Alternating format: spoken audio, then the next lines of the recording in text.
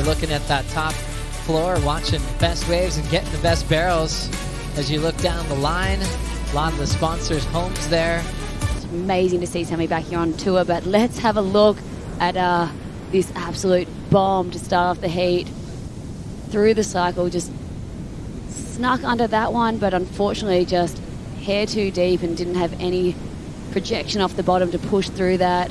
At the WSL finals for that second title, and calls that heat with Ethan Ewing, one of the best he's ever had on tour. Late drop again. Shion locks this one in under the hood. And the spit and that clampy section ends up taking him down. Beautiful view from the beach here, and an opportunity setting up for Samuel Pupo, extending the bottom turn, still traveling, and Pupo gets to enjoy the sunshine after his first wave is completed.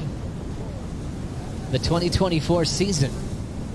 Samuel, wow, what a run he had last year. We'll get back to that. How about this first wave, Laura? Yeah, just a smaller one here at backdoor, and just a nice one, long. Just got to thread through that one and just kick out right before that closeout. But yeah, look, Filipe there looking as well, and I wonder who had priority there. I think it was neutral priority, so no one. I think Filipe maybe saw it was going to go a little armady. Thought, yeah, you go somewhere. I'll wait for a big hollow pipe. Well, not a bad call. I mean, Sammy Pupo looks like it's going to come in around that mid-range score, but it's going to be best score of the heat so far. Wow. Yeah, it was pitch black. As we see this one setting up, Shion Crawford, a backdoor. Gets blown out of the pit. He earned every bit of that one. Wow. Had a wipeout to kick things off, looking pipe. Got clipped on his second effort. And now his first make. You can tell this man wants it. He's charging. We had everything. Look at this. This is an absolute TP backdoor. A bit wider, almost at 8th section, and went so almondy, but he snuck through. Still spat him out 3 times the charm. This is his third wave, and look, he separated himself from Filipe over there, and I'm sure Filipe, look, he's watching out the back just going, damn, where was I for that? That could hurt to hear this number come through. Yeah. Filipe, halfway through the heat, hasn't stood up. What'd you think on this one, Molly? This opened up so much here. He must have just been standing there going, ooh, yeah. And But then it got a bit sketchy. Yeah, he got clamped there, but he went high and stood strong, bulldogged out of there. Backdoor, letting him out there. He's got to be stoked, though. Like, again, first heat. Filipe also letting him go on this. A smaller wave, but a nice drop there. Short tube, but it come in at the 4.33. And, yeah, just a backup. I wonder how Felipe's feeling.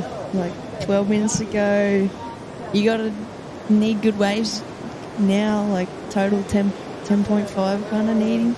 He definitely has done enough sitting, probably for his camp. They probably want him to get started, especially since Samuel Pupo did take advantage of the combination of turns.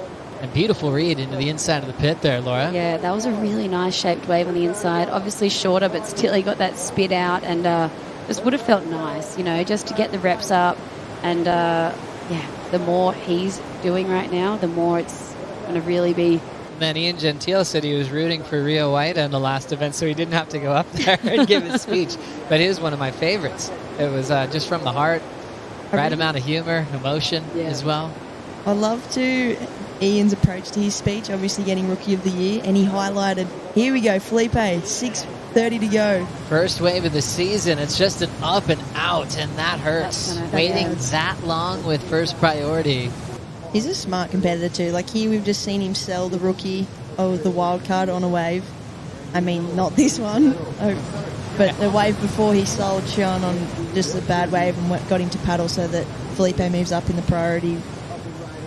Where there's that little art of war in between, and his rhythm was on his side, and you can see him right there, Filipe trying to get into this heated Samuel Pupo, super deep at backdoor, and ends up coming out.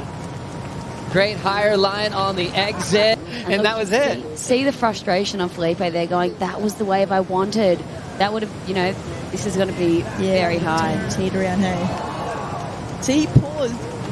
Then he remembers. That's what planning your claims can accidentally do. Nice to know that he's in the present moment of his surfing, and then it's like, what am I going to do now to claim?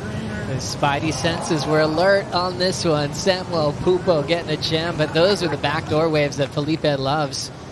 And Pupo taking advantage of having the higher priority to get this one that will definitely improve on a 4.33 and strengthen his lead over Shion Crawford.